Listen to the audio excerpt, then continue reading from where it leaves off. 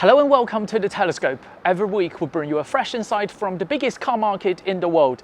Today we are 1,100 kilometers away from Shanghai. We're in a Formula 3 circuit in Guangzhou, quite near XPeng's headquarters, to try out the dynamic capabilities of this XPeng G6. We've already done a static first look just after the Shanghai Auto Show. So in this video, I won't go over every detail from the exterior to the interior, but only the things that I learned new today. Just to fill in the background for people who've not watched that video, this XPeng G6 is as close as you can get to a Tesla Model Y rival. Near identical length, near identical wheelbase, and overall this car just looks like it's born to rival the Tesla Model Y. One thing I didn't like in the static review is that styling driven wing. I mean, the wing at this position won't do that much because the airflow is going that way. So we specifically asked for a G6 that doesn't have that rear wing, and look how much cleaner this is. And by deleting that wing, you not only saves money, you also gain rear visibility because the glass now extends a bit further. You have a cleaner rear and you don't really lose any aero performance, and you get extra rear visibility. So I urge everyone, stay away from that rear wing. And I love this blue color, not because it's not black and white anymore, but because it's low saturation, which is so rare among Chinese manufacturers. I will say this is probably the first low saturation interior color I've seen outside Neo. I wouldn't say this color looks and feels expensive, but this is definitely very international. I mean, some of the orange colors you've seen among Chinese manufacturers, I just don't see they will be very well accepted overseas. Hello, you join us on the move. We are on our way to downtown Guangzhou. This is a 90-minute drive. This is supposed to be a chance for us to try out the highway assisted driving system. I'll briefly summarize. The XPeng Neo, Huawei, and also the Li Auto highway assisted driving systems are so good to the point that now, whenever I'm on the highway, I felt there's very little point of me driving it because it will control the speed, it knows the speed limit. When we encounter a slower moving car in front, it will automatically maneuver its way around. When we encounter a construction site, it will control the speed, it will be more cautious. Basically, it does everything a human driver on the highway will normally do. So with that out of the way, let's talk about the fundamental dynamic experience of this car. Yesterday, we actually had a very short on-track session with the G6.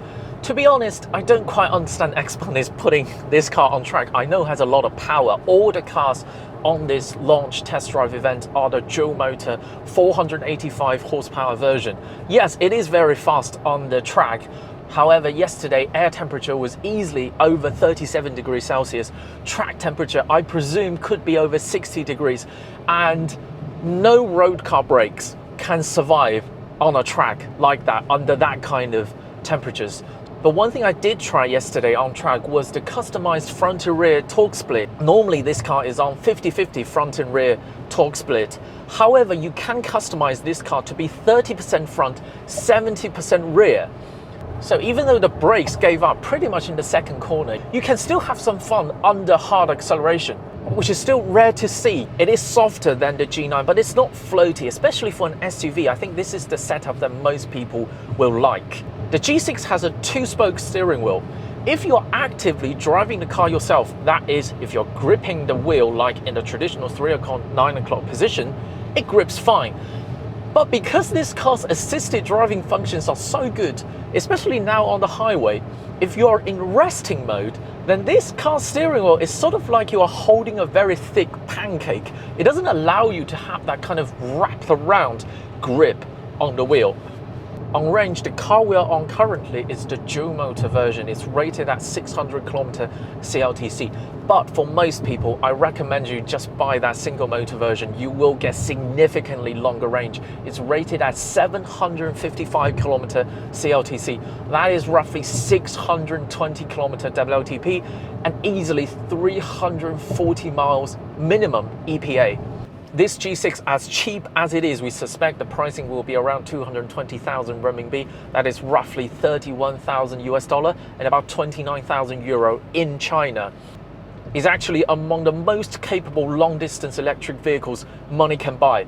Of course, NIO with battery swap will always have an advantage over just about every other electric vehicles. Outside NIO, this is one of the most capable long-distance EVs. And XPeng build their own superchargers directly into highway service areas. I cannot overemphasize the importance of manufacturer putting in the effort, putting in the investment to improve the charging infrastructure. Every manufacturer, in my opinion, if you really feel responsible and want to improve the highway experience of your electric vehicles, build your own superchargers. Hello, you join us in downtown Guangzhou. Credit to XPeng for choosing such a difficult route. You can see here, this is as difficult as it can be for a left-hand turn. Super complex junction. Let's see how this car does. Whoa, I'm really a bit nervous now. Turning left. Turning left. There are cars coming towards us. And it's fine. This is another very difficult left-hand turn. And you see there are electric scooters all around us. It's a bit slow, but yeah, it's coping with the situation.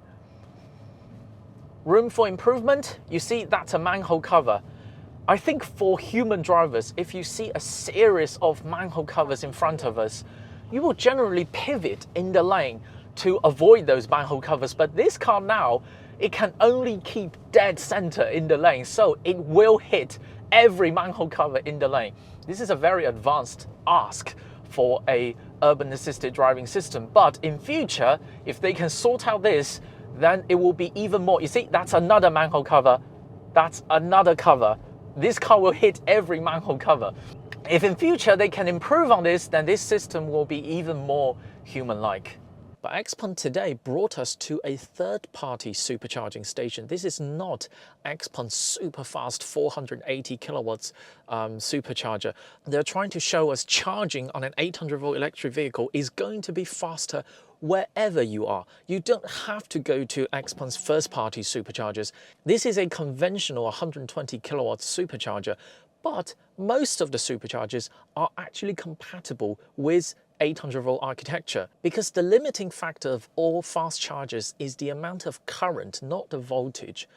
So for the same amount of current, let's say 250 amps, if you have higher voltage, then you can still charge faster than the 400-volt architecture electric vehicles. So for 5 minutes on this 120 kilowatt supercharger, that is under the 400 volt, on the 750 volt, it can charge up to 180 kilowatts.